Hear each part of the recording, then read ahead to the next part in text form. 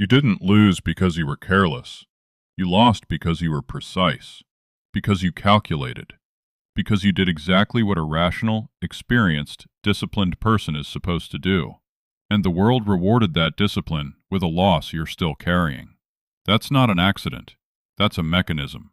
And until you understand how it works, it will keep working on you. Let's talk about what actually happened. You made a decision, a serious one. You put something real on the line. Money you earned through decades of work. Time that belonged to you and no one else. Trust that you extended carefully, not carelessly. And at some point, the return stopped coming. The signals changed. The numbers stopped making sense. The person showed you who they really were. But you stayed. Not because you were blind. You saw it. Not because you were weak. You've never been weak. You stayed because your own mind, the same mind that built everything you have, turned against you in the most sophisticated way possible. It convinced you that leaving would be the irrational choice. Daniel Kahneman spent a career documenting what happens inside the human brain when it faces exactly this moment. His research showed something that should unsettle every person who prides themselves on logical thinking. The smarter you are, the better you are at building justifications, not at making better decisions, at defending worse ones with more sophisticated arguments. Intelligence, in the wrong moment, doesn't protect you from the trap. It builds the trap stronger. He called part of this loss aversion. The psychological pain of a loss is roughly twice as powerful as the pleasure of an equivalent gain, which means your brain is not operating on a level playing field. It is wired, deeply, structurally wired, to make holding on feel safer than letting go, even when every rational signal says otherwise, even when you know, even when part of you has known for years. This is the sunk cost fallacy, and the name is almost insultingly simple for something this devastating.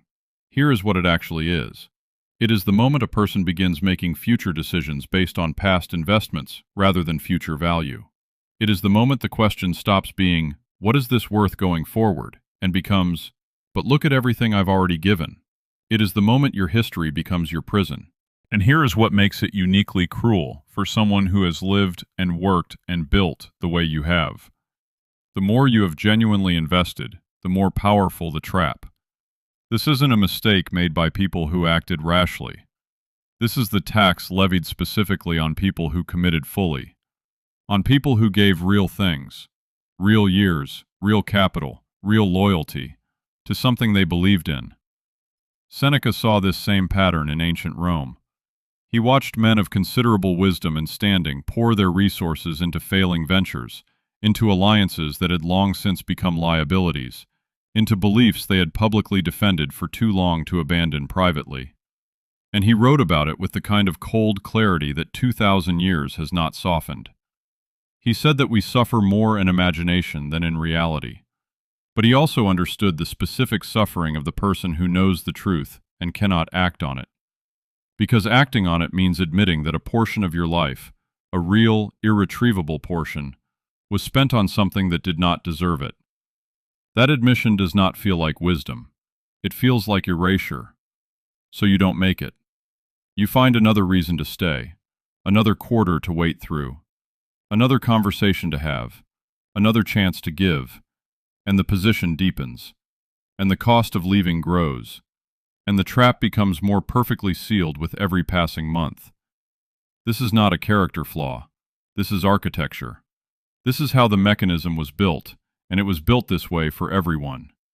But it runs hardest on the people who have the most to account for, on the people for whom walking away carries the heaviest psychological weight, on the people who were raised to believe that commitment is virtue and persistence is strength. Those things are virtues, but applied to a losing position, they become the instrument of your own undoing.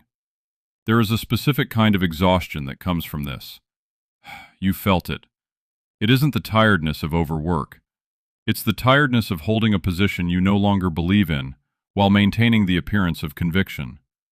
It is the energy spent explaining, to others, to yourself, why this still makes sense, why the fundamentals are still there, why this person can still change, why the market will correct, why your original thesis was sound even if the evidence has moved entirely in the other direction. That energy is not free. You are paying for it every day. With clarity, with presence, with the cognitive and emotional resources that belong to your next decision, not your last one. So what do you do with this? The first thing you do is refuse the lie that cutting a loss is the same as admitting defeat. It is not. A surgeon who stops a procedure that is causing harm is not a failure. A navigator who changes course when the destination proves unreachable is not weak. A person who closes a position, financial, personal, philosophical, that has stopped serving any forward purpose is exercising the highest form of discipline available to a thinking mind.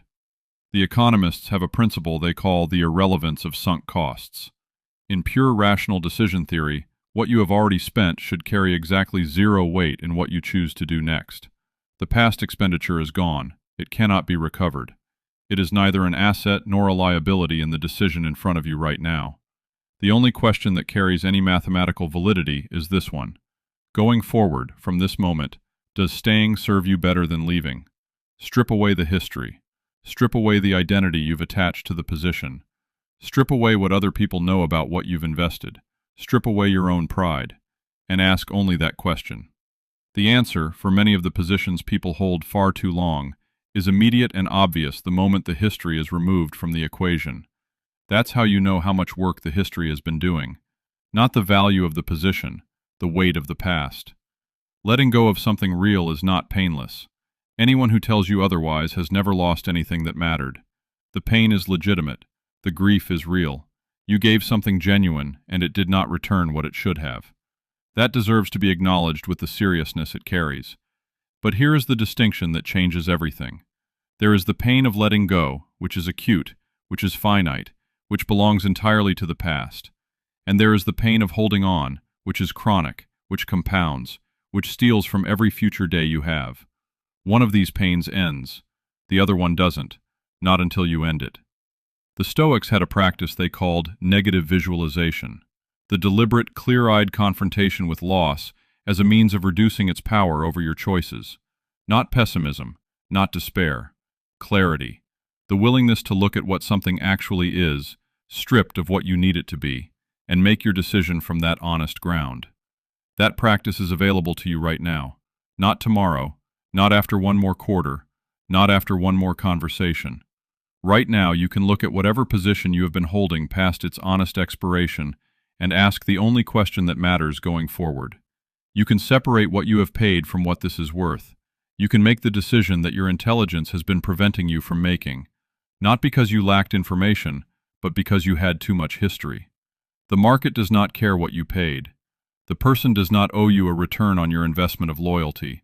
Reality does not negotiate with your past. But your next decision, the one you haven't made yet, that still belongs entirely to you. The most powerful move available to a person of real experience and real intelligence is this: to look at a losing position with clear eyes, to honor the loss without being enslaved by it, and to walk away with the same deliberateness that you walked in. That is not surrender. That is what wisdom actually looks like when it has nothing left to prove.